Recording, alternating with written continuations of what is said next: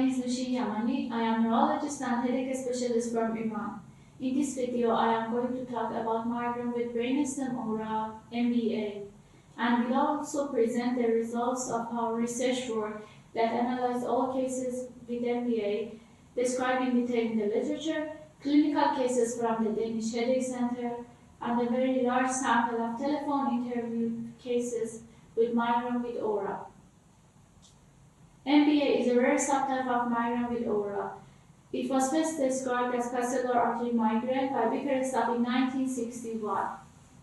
Given the lack of evidence of vasospasm as the underlying mechanism, this entity has evolved to migraine with brainstem aura over time. It may affect both genders with a slightly higher prevalence among women, with female to male ratio of about 1.2 to 1. And can occur at any age, with mean age of onset at 14 years old. The diagnosis is based on compatible history, physical examination, and fulfillment of the diagnostic criteria.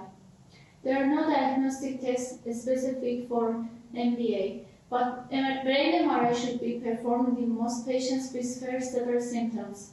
Actually, no remarkable MRI findings are diagnostic, and the role is to rule out other diagnoses such as posterior fossa parenchymal or vascular lesions.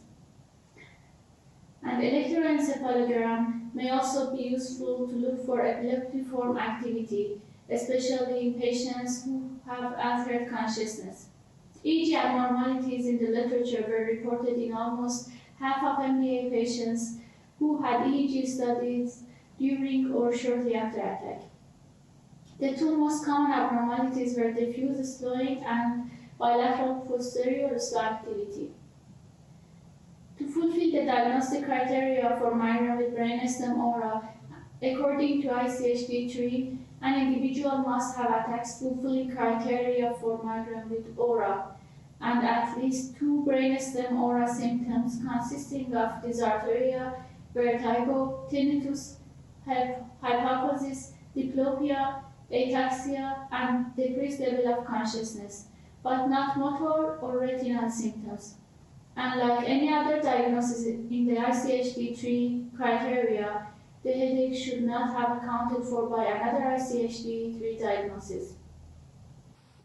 Although around 60 years have passed since Bickerstaff described basilar artery migraine for the first time, and this entity has been included in all versions of ICHD, its diagnosis and even its existence are still a matter of debate. A French study has argued against brainstem origin for MBA and suggested brainstem-like aura symptoms might originate within the cortex. However, analyses of patients in the literature provide convincing cases with brainstem symptoms and signs which could only be explained by dysfunction in the brainstem.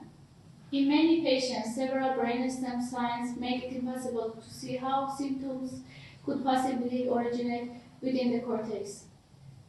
Vertebrobasilar system infarction as complication of MBA are well recognized and also proved involvement of the brainstem involvement. Transient synchronous bilateral slow EEG activity with occipital predominance is the most characteristic laboratory finding in the literature consistent with brainstem involvement. Also, during MBA attack, there has been a decrease in regional blood flow in the basilar artery territory. Finally, in rats, spreading depression in the brainstem has been shown. These findings suggest that cortical spreading depression in the brainstem appears to be the mechanism underlying this aura, and that MBA does exist. The exact prevalence of MBA is unknown. 2 previous telephone interview studies estimated the prevalence of MBA to be 10% among migraine with aura patients, which is much higher than expected from clinical experience and former studies. From the telephone interviewed core material, we also get far too many patients compared to the limited number of cases reported in the literature or diagnosed as MBA in the Danish Headache Center. In the Danish Headache Center, only 1 to 2% of cases of migraine with aura had MBA, and the population-based prevalence of MBA is probably less than 0.04% in the general population.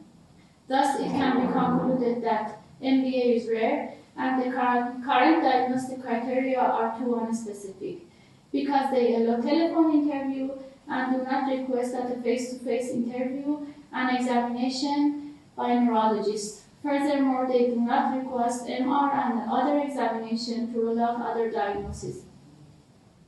On the basis of this analysis, we have developed a stricter diagnostic criteria that are in accordance with the clinical concept that this is a very rare disorder. Thus, we requested that the neurologist to do a face-to-face interview and examination, and that MR and other tests rule out other diagnoses. Finally, we have tightened the request for brainstem symptoms. However, further studies of patients fulfilling these criteria are warranted before including the proposed criteria in the future version of ICHD. Thank you for your attention.